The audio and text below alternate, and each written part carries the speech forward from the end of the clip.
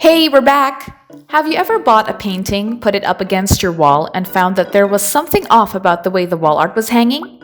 You realize with a snap of your fingers that it's actually the colors. Picture a wall art comprised mainly of dark trees and dark violet twilight, set against a bright yellow or lemony wall. To some, it doesn't matter, but for others, it's kind of a letdown. Just take this Reddit post, for example. If you're one of these people, then consider matching your canvas wall art with the rest of your wall color, or at the very least, the dominant color in your room. When it comes to wall art, the main goal is to draw the eye and make it a focal point. So striking a balance is crucial here. You don't want your wall art to blend too much, so much that it's hardly noticeable because of the room's color scheme. But you don't want it to stick out like a sore thumb either.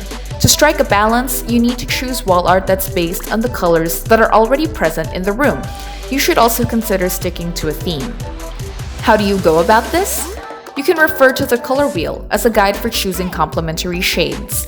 Complementary shades are opposite each other in the color wheel and are good for placing emphasis on a particular object. An example of a complementary color scheme is red and green.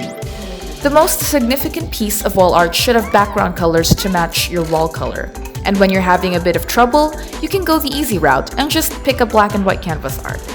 As much as possible, try not to exceed 4 colors. This is so colors aren't all over the place and to achieve a pulled together look.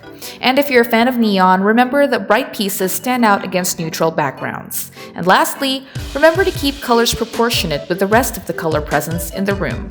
We hope that helped you decide on the colors for the wall art you should get at home. We have more tips coming your way, so make sure you subscribe to our channel if you aren't already. Leave a like on this video if you think it's helpful, and tell us about your wall art matching woos in the comments below. Thanks for watching, see y'all very soon.